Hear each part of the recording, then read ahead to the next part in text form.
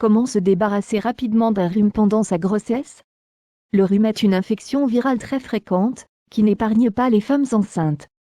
S'il reste bénin, il peut toutefois s'avérer handicapant, en raison des contre-indications liées à de nombreux médicaments pendant la grossesse. Comment, donc, faire passer son rhume quand on est enceinte?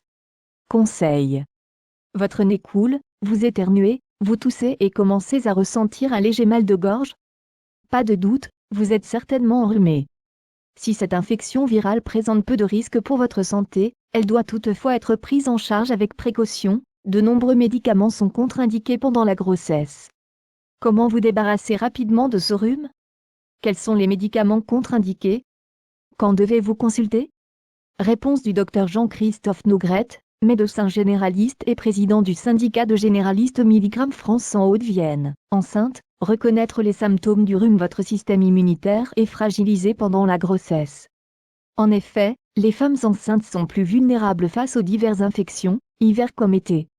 Mais soyez rassurés, si vous attrapez un rhume pendant votre grossesse, il restera certainement bénin et disparaîtra au bout de quelques jours, sans laisser aucune séquelle. Parmi les symptômes qui doivent vous alerter, des éternuements, des picotements, un écoulement nasal clair, une toux gênante, des maux de gorge, des céphalées plus ou moins vives, éventuellement une fièvre modérée. Est-ce dangereux d'avoir un rhume pendant sa grossesse? Qu'ils surviennent au début ou en fin de grossesse, soyez rassurés, les rhumes sont totalement bénins, et ne doivent pas vous inquiéter. Ils sont inconfortables, certes, mais ils guérissent généralement en quelques jours, et ne laissent pas de séquelles. Cependant, si vos symptômes s'aggravent, persistent, s'accompagnent d'une fièvre pendant plus de 24 heures, température égale ou supérieure à 38 degrés Celsius et, ou d'une toux éreintante, consultez votre médecin. En effet, plusieurs autres pathologies peuvent se cacher derrière ces symptômes. Et une forte fièvre est associée à une augmentation du risque de fausse couche ou d'accouchement prématuré. Un professionnel saura vous conseiller au mieux.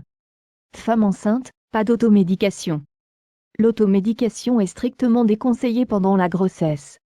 Certains médicaments, même s'ils vous semblent anodins, aspirine, anti-inflammatoires non stéroïdiens, etc., peuvent affecter le développement du fœtus, ou favoriser un accouchement prématuré. Et si certains médicaments sont autorisés en début de grossesse, ils peuvent être interdits durant les derniers mois.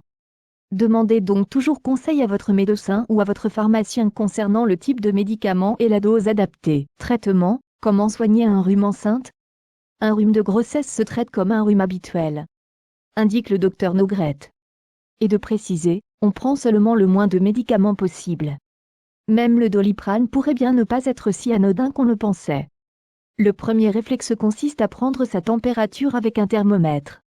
Des maux de tête, associés à des courbatures ainsi qu'à une température supérieure à 38,5 degrés Celsius peuvent en effet signaler une grippe.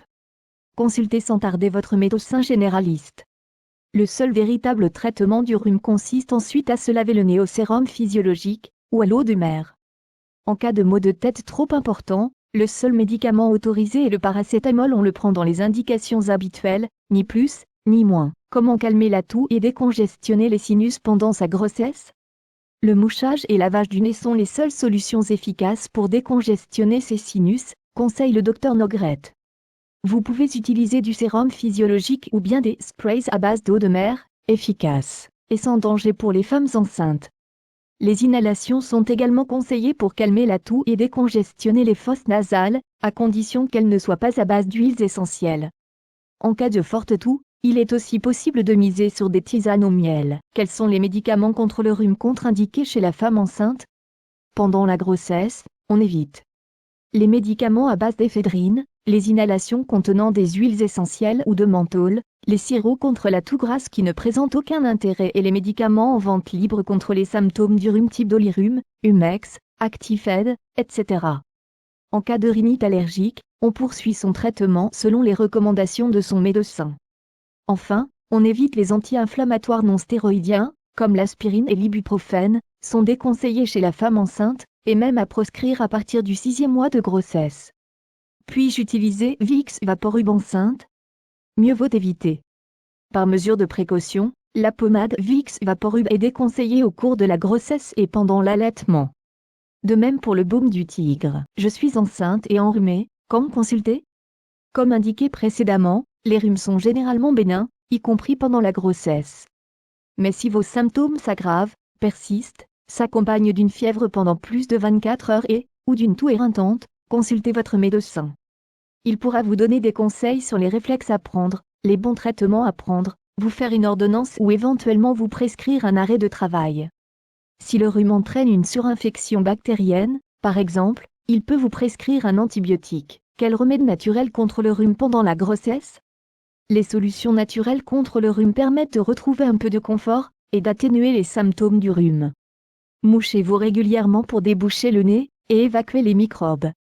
Misez sur des tisanes au thym, miel et citron, qui apaiseront naturellement votre mal de gorge lié au rhume durant votre grossesse. Poursuivez les inhalations sans huiles essentielles pour déboucher votre nez, en complément d'un spray nasal. Hydratez-vous régulièrement pour vous débarrasser des mucosités qui encombrent votre nez, et évitez la déshydratation. Aérez votre logement pour renouveler l'air, et ne chauffez pas trop votre chambre. Ne fumez pas, ne buvez pas, mais vous avez certainement déjà adopté ces habitudes.